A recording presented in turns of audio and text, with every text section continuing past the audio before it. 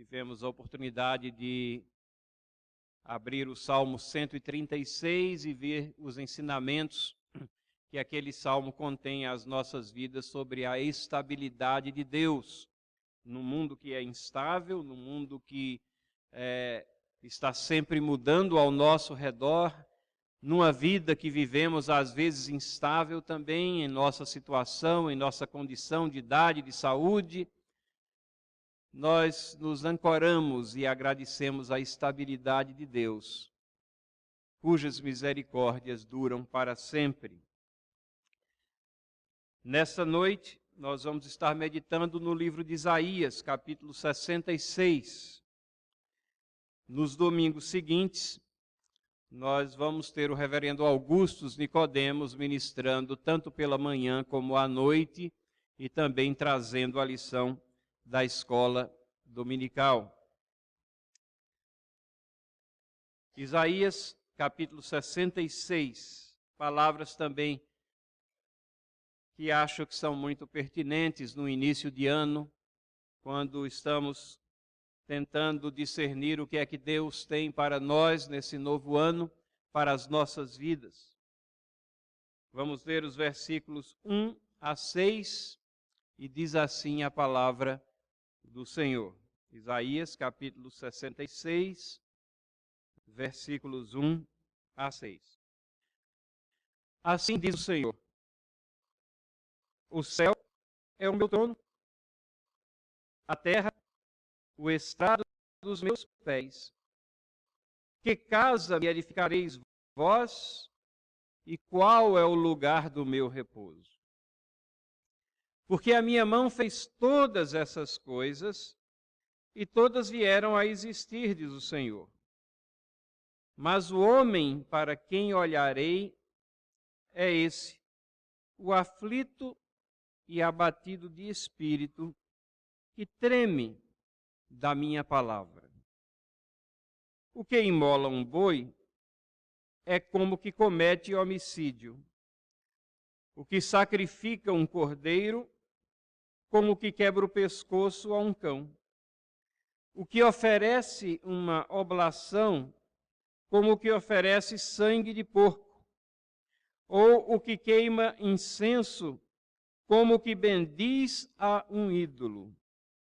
Como estes escolheram os seus próprios caminhos, e a sua alma se deleita nas suas abominações, assim eu lhes escolherei o infortúnio e farei vir sobre eles o que eles temem. Porque clamei e ninguém respondeu, falei e não escutaram, mas fizeram o que era mal perante mim, e escolheram aquilo em que eu não tinha prazer. Ouvi a palavra do Senhor, vós os que a temeis.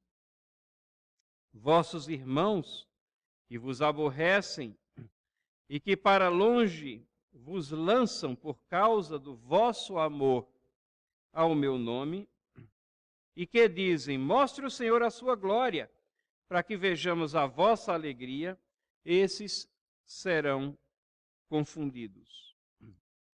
Voz de grande tumulto virá da cidade, voz do templo, voz do Senhor, que dá pago aos seus inimigos.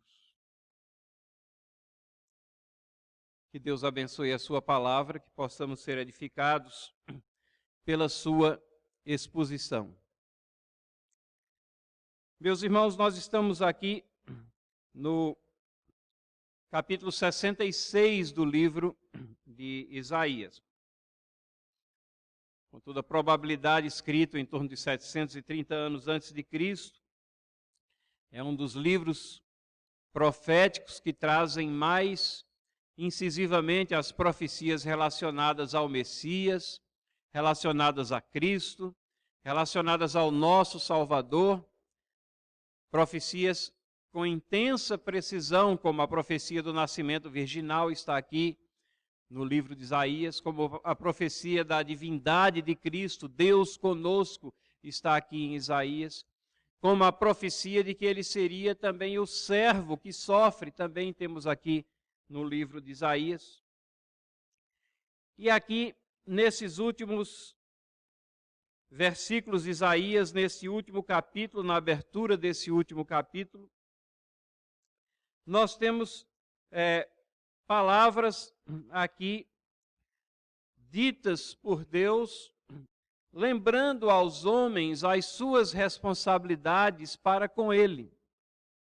Lembrando a cada um de nós quem Ele é e de quem Ele se compraz, quem é que agrada a Deus e quem é que desagrada a Deus. E quais as consequências de estarmos de um lado ou de outro nessa situação. Então, os 6 versículos que nós lemos aqui, poderíamos dividi-lo pelo menos em 4 partes. A primeira parte é Deus se apresentando como Criador supremo e soberano. Deus se apresenta como Criador supremo e soberano, isso no versículo 1 e no início do versículo 2. Depois nós temos aqui uma verdade que a sinceridade de coração agrada a Deus, na segunda parte do versículo 2. Mas nós temos também um alerta muito sério nos versículos 3 e 4, que a religiosidade externa é uma grande afronta a Deus. E ela tem consequências sérias. E finalmente nos versículos 5 e 6, os últimos 2 versículos, nós temos aqui algumas diretrizes, alguma luz em como nos guiar nessa peregrinação nossa, na situação em que nos encontramos, nesse estágio aqui da nossa existência antes da glorificação, antes da nossa passagem para a vida eterna. Como nos guiar? Atentemos, portanto, àquilo que Deus tem a nos dizer nesses versículos 1 a 6 de Isaías, capítulo 66. Como eu disse, inicialmente Deus se apresenta aqui como o Criador supremo e soberano. E é assim que ele tem que ser entendido, é assim que ele tem que ser reconhecido, é assim que ele tem que ser visto em nossas vidas e aceito como o nosso Deus. Diz ele, assim diz o Senhor, o céu é o meu trono, a terra o estrado dos meus pés. Linguagem figurativa, mas para mostrar a imensidão de Deus. É como se ele estivesse sentado nos céus, uma figura gigantesca que tem um trono que se estende até a terra, e toda a terra ela é apenas o estrado dos pés, ela é apenas aquela almofada ou aquela plataforma que fica debaixo do trono. E assim Deus figurativamente se descreve dizendo, que casa me edificareis vós e qual é o lugar do meu repouso. E com isso ele quer mostrar que ele não pode ser contido num templo, numa casa. Ele ordenou a construção de um templo, mas era para simbolicamente ali ele estar representado com sua presença, mas diferente das noções dos deuses pagãos, que estavam contidos numa estátua, ou num santuário, ou numa edificação, o Deus Supremo, Criador do Universo, não pode ser contido em casa nenhuma que nós venhamos a edificar. Ele está acima de todas as coisas. Ele está acima do nosso poder de contê-lo. Isso significa também que esse Deus não é um Deus que é servo nosso no sentido maior e supremo. Ainda que Jesus Cristo tenha vindo para nos servir, para servir a sua igreja, ele, na sua dimensão infinita, soberana, ele é para ser servido, para ser glorificado, e não para que nós diminuamos um Deus para que se torne um Deus que seria falso, que caiba no nosso entendimento, que caiba na nossa mente, que caiba na nossa concepção, no nosso conceito. Não, Deus é imenso. Deus é infinito. Não há casa que nós possamos edificar nem lugar de repouso que nós possamos ter para conter esse Deus que transcende todas as coisas. Esse é o nosso Deus. E no início do versículo 2 ele se apresenta como Deus Criador, porque a minha mão fez todas essas coisas, e todas vieram a existir, diz o Senhor. Deus é o Deus Criador do universo. Numa era onde os homens se acham autossuficientes, se acham com inteligência suprema para descartar a verdade de um Deus Criador, essa verdade tem que ser reafirmada, tem que ser vista, constatada. Deus é um Deus que não pode ser compreendido em sua inteireza pela mente humana. Nós somos finitos, Ele é infinito.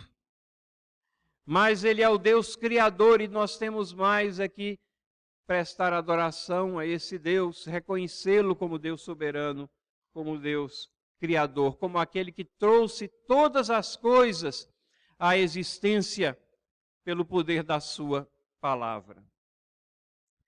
E é esse Deus que nós temos que considerar no início desse ano, todos os dias desse ano, em todos os dias da nossa existência, como nosso Deus, aquele que se comunica conosco através do seu Filho Jesus Cristo, aquele que atua em nós pelo poder do Espírito Santo, é esse Deus que pode todas as coisas, que nos dá promessas, que nos dá o rumo, que nos resgata da lama do pecado. E é Ele que especifica aqui na sequência aquela pessoa da qual Ele se agrada. De quem se agrada Deus? Ele diz assim no versículo 2: o homem para quem olharei é este, o aflito e abatido de espírito, que treme da minha palavra. A pessoa que Deus se agrada, a pessoa que Deus está sintonizada com ela, e ela sintonizada com Deus, porque ela está agradando a Deus. É aquela pessoa que reconhece que nada é. Reconhece que Deus é tudo, mas ela nada é. É aquela pessoa que reconhece a sua pecaminosidade, os seus pecados. Reconhece o peso do pecado na sua vida. É aquela que está muito consciente das tribulações, dos problemas dessa vida, mas que tem em Deus o seu pensamento como única solução. É aquela pessoa, diz o verso, que está abatida de espírito, não porque ela vai estar deprimida todos os dias da sua vida, não, mas ela, ao olhar introspectivamente, ela vai ver que somente em Deus há salvação. Por isso que Jesus Cristo disse: bem-aventurados pobres de espírito, aqueles que não têm nenhuma autoconfiança para a sua salvação, aqueles que não acham, que definem os seus próprios destinos, mas que se colocam adequadamente como servos do Deus Altíssimo. É a esses que Deus exalta, é a esses que Deus levanta o espírito, é a esses que Deus tira as aflições. E diz o verso ainda: aquele que treme da minha palavra. Nós trememos quando lemos a palavra de Deus. Nós verificamos que esse Deus Todo-Poderoso é um Deus santo que não é conivente com o pecado. Quando nós estamos vivendo a nossa existência como se Deus não existisse, nós estamos conscientes de que Ele está vendo tudo. Nós sabemos que os nossos pecados são ofensas a Deus. E mesmo resgatados pelo sangue regenerador de Cristo Jesus, quando nós pecamos, nós trememos também porque ofendemos aquele Deus que tudo deu para nos salvar. A palavra de Deus diz que essas pessoas que mostram sinceridade de coração, essas agradam a Deus. Pessoas que não pensam mais de si do que devem pensar no que diz respeito à vida eterna. Tudo depende de Deus, nada depende de nós.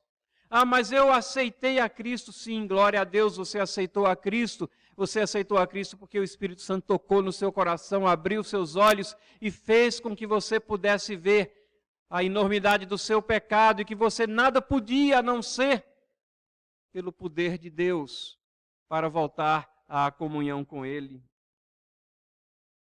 Ah, mas eu me alegro na minha vida, isso significa que eu não sou abatido de espírito? Não, Deus quer que você se alegre, mas que você se alegre no Senhor. Que você se alegre reconhecendo quem Ele é. Ah, mas eu me alegro nas palavras de Deus, eu não tremo toda vez que leio a Bíblia. Deus quer que você se alegre também nas palavras dEle, mas quer que você pense na seriedade dessas palavras, da seriedade das questões levantadas pela palavra de Deus para a sua vida, e que essas questões representam a diferença entre a vida eterna e a morte. Deus se agrada daqueles que têm sinceridade de coração. E o contraste vem logo a seguir. Deus se desagrada de uma religiosidade que é só externa, de uma religiosidade que é falsa, de uma religiosidade que pode até clamar, Senhor, Senhor, de uma religiosidade que pode se manifestar como na presença aos cultos, ou no ajuntamento entre os fiéis, mas que lá no fundo do coração não está encontrando raízes, não houve transformação de vida, a religiosidade é apenas externa.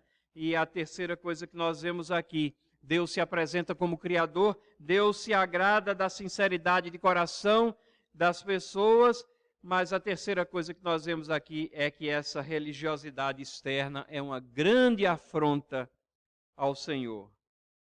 E ela tem consequências. O texto nos remete aqui à prática religiosa do Antigo Testamento. A chamada lei cerimonial que foi instituída com um tempo definido, era para vigir lá no Antigo Testamento, e ela apontava para o Messias que havia de vir. Todos aqueles sacrifícios apontavam para o Messias que haviam de vir. A repetibilidade dos sacrifícios demonstrava que eles não eram suficientes para tirar o pecado, mas eles eram simbólicos do sacrifício maior de Jesus, lá na cruz do Calvário. Esse sim, o sacrifício maior e real que tira o pecado do mundo. Mas o ajuntamento religioso, a congregação, era caracterizada por aqueles sacrifícios, onde eram trazidos bois, ovelhas, ofertas, eram trazidas também ofertas de manjares, da colheita, e incensos eram queimados ali na prática daquela religiosidade. E aí nós lemos essas duras palavras aqui. O que imola um boi, aquele que traz um boi para ser sacrificado, ou aquele que sacrificava o boi, no caso dos levitas, é como o que comete homicídio. Deus está dizendo que aquele sacrifício que é prescrito por Ele, mas se feito sem a sinceridade de coração, seu envolvimento real, se é só mecanicamente, era igual a matar uma pessoa, a matar um homem. O que sacrifica um cordeiro é como se estivesse quebrando o pescoço de um cão. E as figuras são assim para chocar mesmo. São coisas que na aparência elas representam o cumprimento daquilo que Deus mandou fazer, mas sem o lastro, sem a sinceridade de coração, representavam uma abominação perante Deus. A religiosidade externa, meus irmãos, é uma grande afronta ao Senhor. O que queima, o que oferece uma oblação, e aqui faz referência à oblação, é aquela oferta que poderia ser uma oferta de manjares ou as primícias da colheita. O que oferece uma oblação é como se oferecesse sangue de porco. Lembrem-se que isso aqui está sendo dito aos judeus, que não tinham nada a ver com o porco ou com o sangue do porco. Mas a afronta aqui, o contraste é realmente colocado para chocar, para mostrar a necessidade da sinceridade de coração quando nos achegamos a Deus. E o que queima incenso, aquele incenso que tinha que permear o ar ali do local de sacrifício e também do local de adoração a Deus, é como o que bendiz a um ídolo. É como se a idolatria estivesse sendo praticada no próprio local de adoração verdadeira a Deus. Sabe o que me chama a atenção aqui? Porque quando nós lemos essas palavras sobre a falsa religiosidade, a gente tem a tendência de nos lembrar de alguém, de outra pessoa, ou de um outro segmento, ou de um outro ramo, que tem uma falsa religiosidade porque está adicionando algumas coisas ou está distorcendo o culto a Deus. E nós temos isso em abundância, né, no nosso tempo. As toalhinhas molhadas de suor que são santas, os pentes santos e tantas outras coisas, ou a idolatria crassa, o culto aos ídolos, ou a distorção da mediação de Cristo Jesus com o culto a Maria. E nós lemos essas palavras e nos lembramos disso. Mas se prestarmos atenção aqui, meus irmãos, como eu disse, Deus está falando daqueles que estão fazendo as coisas certinhas. Não está falando, a Bíblia fala disso em outras passagens, mas não está falando daqueles que adicionam coisas ou que retiram coisas da mensagem do Evangelho ou da adoração. Está falando àqueles que estão na prática externa, visual, correta da adoração a Deus. Estão fazendo aquilo que Deus manda. Qual é o problema, então? Se eles estão trazendo os sacrifícios, as ofertas, se o incenso está sendo queimado, qual é o problema? O problema está aqui no final do versículo 3, é a falta realmente de sinceridade. E então essas palavras adquirem uma sinceridade, uma seriedade muito maior, porque em vez de estar falando de A, de B, de C, de qualquer outro ramo aí fora, essa passagem está falando aos crentes verdadeiros, à igreja verdadeira, para que ela se examine a si mesma e veja se há sinceridade nos atos de adoração, se estamos sinceramente colocados na presença de Deus. Diz o texto aqui que esses aqui escolheram seus próprios caminhos e a sua alma se deleita nas suas abominações. Enquanto que a prática externa, ela é aparentemente correta, não é? Ela está debaixo daquilo que Deus mandou que fosse feito, mas lá no fundo, as escolhas de vida dessas pessoas e por vezes de muitos de nós que estamos dentro da igreja fiel e verdadeira, as escolhas são as suas próprias escolhas. Não se presta atenção àquilo que Deus quer. Não se dá ouvidos aos preceitos e princípios de Deus para nortear a vida. Mas escolhemos os nossos próprios caminhos e o deleite está não no Senhor, não na palavra do Senhor, não nos caminhos do Senhor, mas nas próprias abominações, nos próprios pecados. Aí está a busca, aí está o deleite. Por mais que aparentemente a religiosidade, o culto, a adoração esteja se conformando às diretrizes de Deus.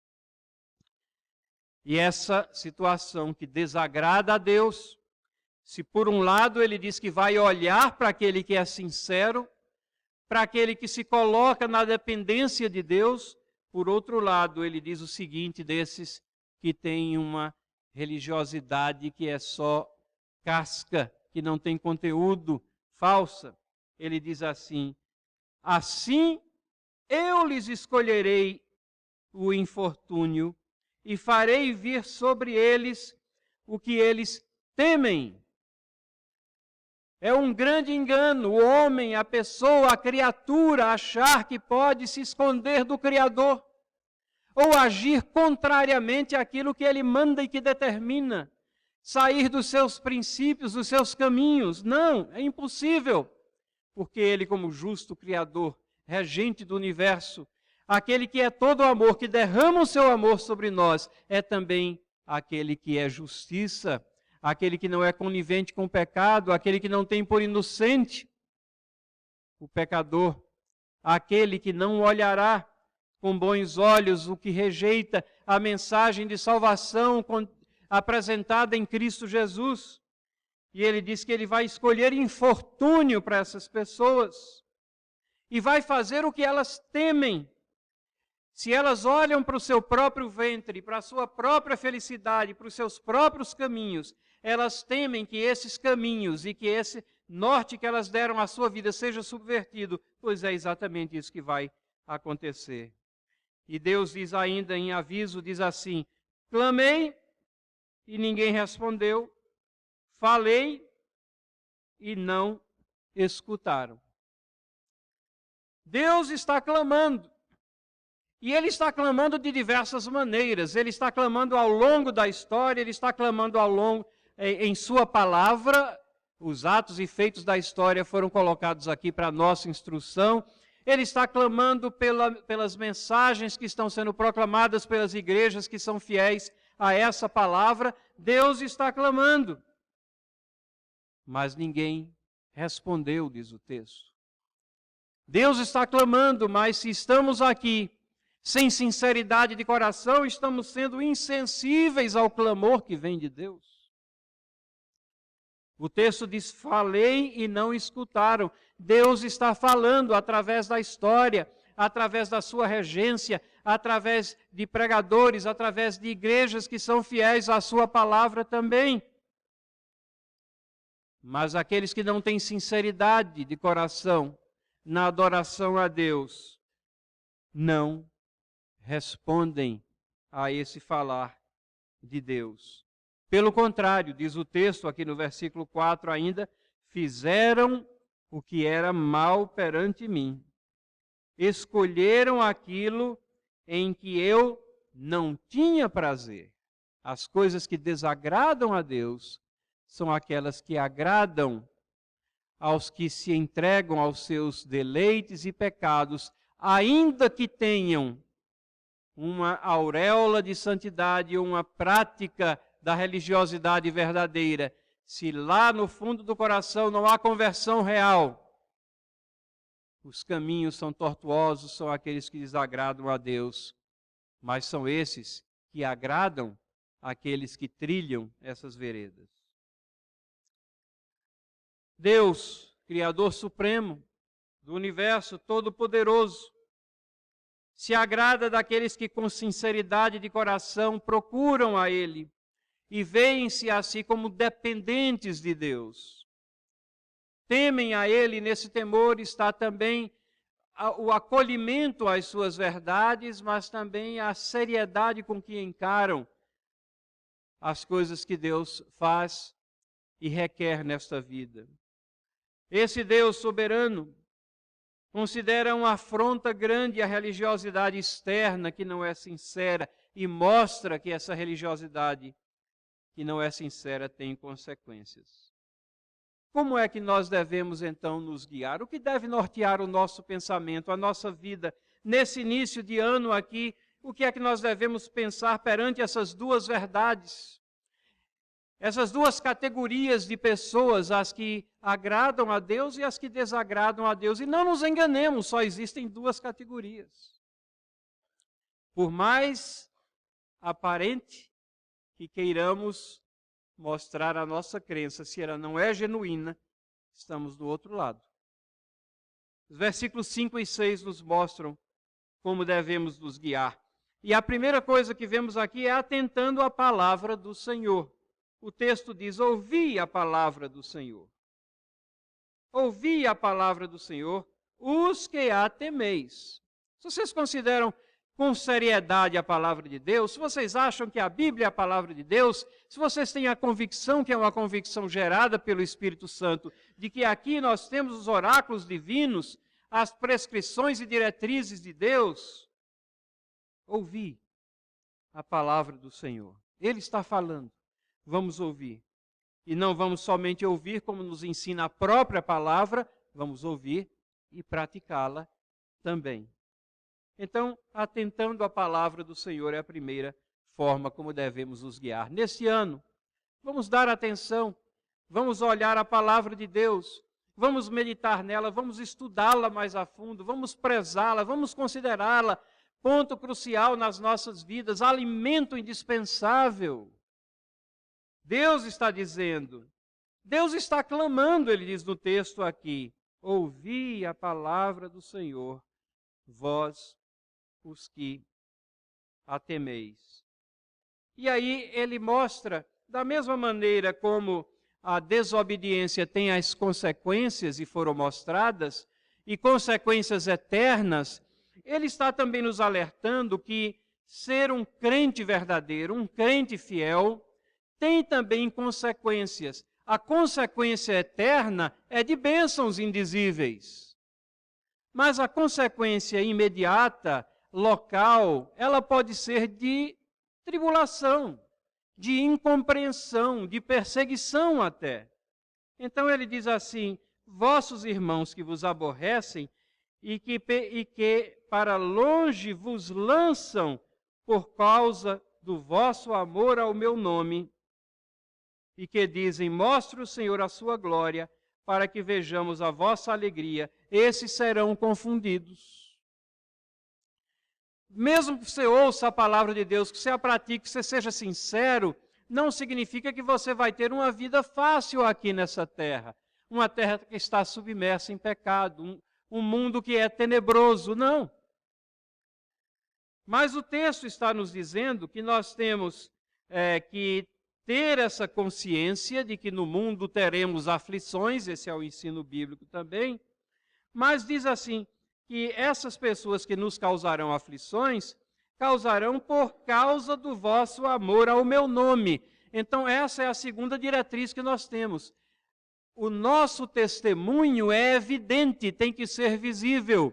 Então a primeira diretriz, como nos guiar, é ouvir a palavra de Deus, considerá-la com seriedade. O segundo, manter o testemunho. Manter o testemunho, mesmo que esse testemunho seja custoso, mesmo que ele venha a trazer perseguição, incompreensão, mas mantendo o nosso testemunho. No povo de Deus não há lugar para aquele que se categoriza a si mesmo como crente secreto. Alguém já disse que se Deus chamasse a todos os crentes e colocasse todos eles debaixo de um tribunal ímpio para os condenar, que alguns crentes escapariam porque não haveria evidência suficiente para a condenação deles. Ou seja, eles estavam no meio do povo de Deus, mas qual o testemunho que estavam dando? Qual a evidência da crença que estão dando? Qual a demonstração de que são crentes fiéis, sinceros no Deus todo-soberano do universo? Então nós temos aqui, meus irmãos, que devemos nos guiar pela palavra do Senhor, que devemos dar andamento às nossas vidas aqui. Nesse novo ano, pensemos nisso, dando atenção ao testemunho que a nossa vida está dando no meio da incompreensão, da pecaminosidade das circunstâncias. Mas temos aqui também que essas pessoas que perseguem, que têm incompreensão para com os crentes fiéis, que eles percebem a alegria, diz assim, que dizem, mostre o Senhor a sua glória para que vejamos a vossa alegria. Eles zombam, porque eles percebem que no meio das aflições o povo de Deus ainda é um povo que está alegre, que está animado, porque tem a sua confiança naquele que é o Senhor do universo. Como nós dissemos nessa manhã, se Deus é por nós, quem será contra nós? Esse é o ensinamento da palavra. Esses serão confundidos. E então, meus irmãos, nós temos do versículo 6, que nós caminhamos nesse mundo desfrutando também da vitória. Essa vitória é a vitória final que temos em Cristo Jesus. Mas dia a dia nós temos pequenas vitórias. Dia a dia nós provamos a fidelidade daquele Deus que é estável, que permanece, no qual não há sombra de mudança. Dia a dia nós comprovamos a fidelidade das promessas desse Deus soberano, e porque Ele é soberano, o soberano do universo, Ele cumpre, Ele pode cumprir as suas promessas. O versículo 6 diz: voz de grande tumulto virá da cidade, voz do templo, voz do Senhor, que dá o pago aos seus inimigos. A vitória de Deus. E nós somos parte dessa vitória. A vitória, ela ocorrerá no tempo de Deus. E nós estaremos desfrutando da vitória. Nós estaremos do lado vencedor, se estamos sinceramente debaixo do direcionamento desse Deus maravilhoso. Eu não sei qual a situação que você atravessa nesse início de ano. Talvez uma situação de tribulação. Talvez você esteja experimentando injustiças também em sua situação de vida. Talvez você tenha até experimentado violência ou está experimentando numa situação onde você ainda experimenta violência. E não sei se você está com alguma enfermidade, mas qualquer que seja a situação, a vitória é de Deus, e sendo de Deus, e você sendo de Deus, a vitória é sua também. É a Ele a quem temos que olhar. É nele em quem temos de confiar. É com Ele que nós temos que andar. Que Deus abençoe a nossa vida, a nossa existência. Que Ele segure na nossa mão muito firme nesse início de ano e que seja um ano abençoado e de vitórias para cada um de nós. Vamos orar? Senhor, abençoa-nos na nossa fragilidade. E dá-nos também a convicção, Senhor, que na medida em que descobrimos e verificamos que somos frágeis, que nada podemos, mais perto podemos estar de Ti, Senhor. Mais perto estamos daquela situação em que Tu te agradas, porque reconhecemos que nada somos, mas que Tu és tudo. E que se somos vencedores, Senhor, é porque a vitória é Tua e estamos contigo. Livra-nos, Senhor, da falta de sinceridade, da religiosidade superficial, dos atos mecânicos de adoração que nada significam para Ti. Coisas abomináveis para Ti são aqueles atos que procedem de um coração que não é sincero, que não está contigo. Livra-nos, Senhor, das consequências de tão grave pecado, de desprezar a Tua voz que clama, as Tuas palavras que soam. Ajuda-nos, Senhor, segura na nossa mão, dirige-nos durante esse ano, para que possamos resolver aqueles problemas que nos afligem, e resolveremos eles confiando cada dia mais em Ti, Senhor, e menos nas nossas forças. Ajuda-nos a desfrutar de vitórias, a experimentar vitórias em nossas vidas, a vermos a Tua mão cheia de misericórdia, de graça e de poder, atuando na nossa vida, na vida dos nossos familiares, dos nossos amigos. Amplia, Senhor, a nossa influência como testemunho. Faz com que possamos estar atentos à Tua palavra. Faz, Senhor, com que possamos estar testemunhando o Teu nome. Faz, Senhor, com que a alegria seja genuína e proceda de um coração regenerado pelo Teu Santo Espírito. Em nome de Jesus, nós te suplicamos e te agradecemos. Amém.